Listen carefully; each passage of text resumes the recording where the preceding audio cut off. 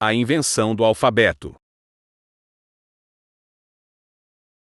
A humanidade, a Era do Bronze, a 18ª dinastia do Egito, havia chegado ao auge cultural e militar da sua nação. Enquanto os faraós dominavam o mundo antigo, o alfabeto nascia na região de Canaã. Como de costume na nossa série, avançaremos apresentando a história da Idade do Bronze de acordo com a cronologia sempre anunciada na data contida no título deste vídeo e mostrando o que acontecia na história mundial paralelamente à história bíblica. Ao final do título você encontra o número da sequência dos vídeos. Nas descrições você confere nossa bibliografia e indicações para outros vídeos. Curta, compartilhe, inscreva-se e acione o sino de notificação para receber mais vídeos sobre este e outros assuntos. Deixe seus comentários lembrando de respeitar as ideias dos outros como gostaria que respeitasse a sua. Para apreciar melhor este episódio, confira antes os vídeos indicados nas descrições.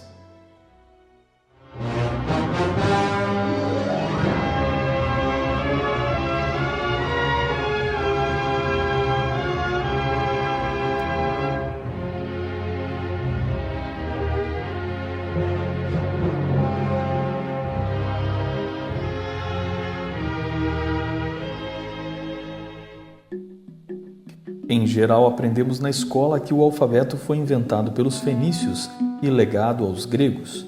O escrito fenício mais antigo que conhecemos é de 1050 a.C., do sarcófago do rei Hirão, utilizando o alfabeto, um sistema de escrita onde os símbolos gráficos representam fonemas, ou seja, unidades lidas com um som específico. Em 1500 a.C., os fenícios iniciaram suas colônias e espalharam o seu alfabeto pelo Mediterrâneo, e os gregos adaptaram incluindo as vogais e dando origem ao ancestral de todos os alfabetos ocidentais, como o grego e o latino. Por muito tempo essa foi a história, mas hoje não temos tanta certeza. Atualmente há estudiosos que acreditam que os fenícios simplificaram e sistematizaram o alfabeto. A sua origem não seria cananeia e sim semita.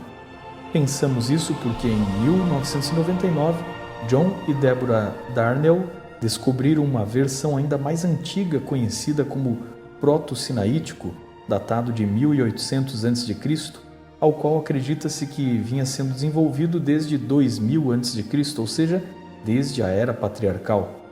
O interessante é que 2000 a 1800 a.C. é a data quando os patriarcas viveram entre Canaã e o Egito, e 1500 a.C., quando se formou o alfabeto, é a data quando os hebreus estiveram no Egito e nasceu Moisés. Os egípcios possuíam uma escrita com 24 hieróglifos. Acredita-se que os povos que habitavam Sinai e Palestina daquela época adaptaram estes símbolos para a sua língua, criando o primeiro alfabeto. O alfabeto hebraico nasceu na península do Sinai, no local e época exata que a Bíblia atesta que Moisés escreveu os primeiros livros da Bíblia. Ele nasceu da escrita proto-sinaítica criada por semitas e pode ter saído dali para os cananeus, já que hebreus e cananeus viviam plenamente relacionados no mesmo país, falando a mesma língua. O contrário pode ter ocorrido também, de ter sido criado pelos cananeus e adaptado pelos hebreus. Mas se estamos falando que os povos semitas criaram o alfabeto adaptando os símbolos egípcios, não seria Moisés a pessoa mais própria para o fazer, já que teve contato com as escolas egípcias? Que semita viveu durante 40 anos na península do Sinai, onde nasceu o alfabeto proto-hebraico?